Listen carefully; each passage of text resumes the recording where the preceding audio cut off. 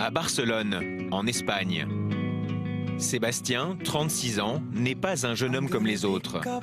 Atteint d'une maladie rare depuis sa naissance, la choroïdérémie, il devient lentement aveugle. Certains gestes du quotidien qui peuvent paraître anodins s'avèrent très compliqués pour lui. Ici, je connais plutôt pas mal, hein. C'est chez ma copine, donc je viens ici régulièrement, je connais les endroits, je sais où sont les choses. Il suffit qu'on me déplace le sucrier, qu'on me déplace les capsules de café, il faut que je tâtonne pour les retrouver. Il y a la peur du futur, puisque c'est prévu que dans les statistiques que je devienne aveugle vers l'âge de 40-45 ans. Quand j'ouvre les yeux le matin, je me rassure en me disant que je vois toujours correctement de l'œil droit. Le truc, c'est que donc, la fragilité de ma rétine peut faire que mon œil droit se déchire tout seul. Simplement, c'est vrai que j'ai toujours voulu et j'ai toujours essayé de paraître comme une personne normale. J'ai, dans un premier temps, pas du tout accepté ce statut d'handicapé. Et au fur et à mesure, j'ai été obligé d'accepter la maladie et ses conséquences.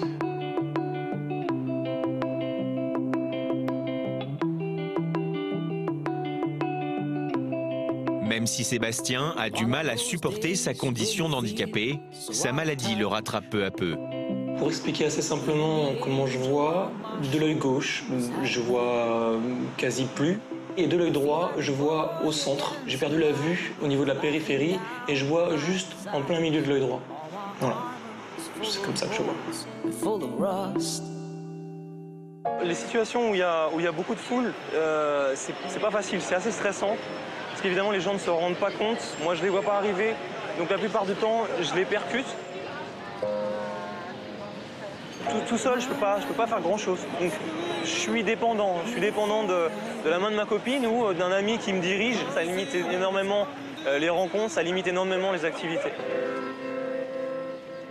Sébastien doit se préparer au mieux pour faire face à sa cécité. Et aujourd'hui, c'est une étape importante dans sa vie. Sebastián. Sí, hola, buenos días.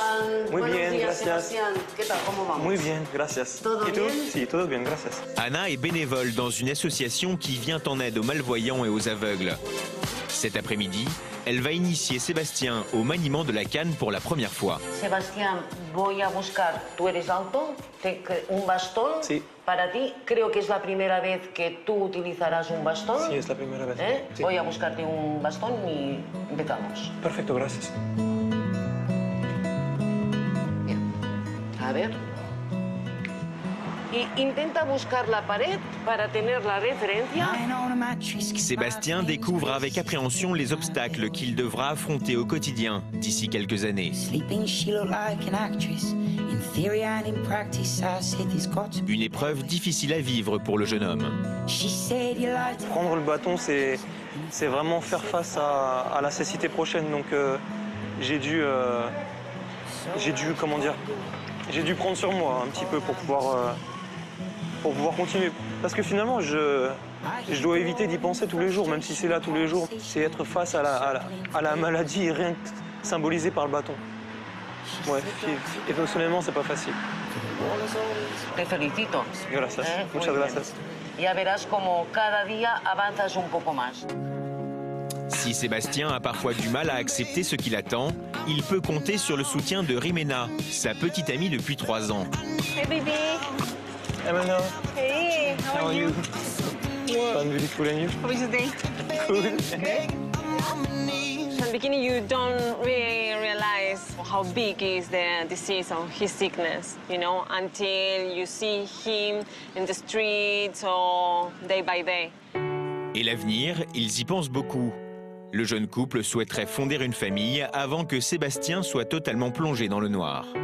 Je sais que dans mon cas et par rapport à ma maladie, j'ai pas beaucoup de temps.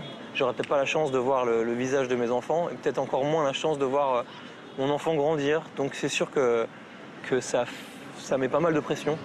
Je vis les choses plus intensément, forcément. Il y a un stress qu'il faut gérer. La perte de la vue, c'est pas banal. Bon, il y a pire dans la vie, j'en suis conscient. Il faut que je mange ces images, grosso modo, pour éventuellement garder de belles choses du monde et peut-être voir les choses au plus vite, les choses que je connaissais pas auparavant, quoi. Au quotidien, elle m'apporte de l'énergie, elle m'apporte du bonheur, elle apporte sa touche d'humour, elle a énormément d'humour, elle m'apporte de la douceur. Son énergie et sa façon d'elle mener sa vie, ça me pousse, moi, à faire beaucoup plus de choses. Son visage disparaît jour après jour.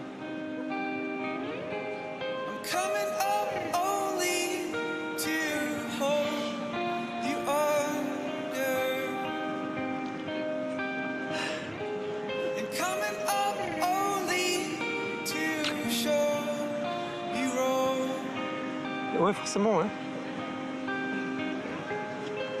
Just be strong as you are right now, and keep on fighting. And you are my warrior.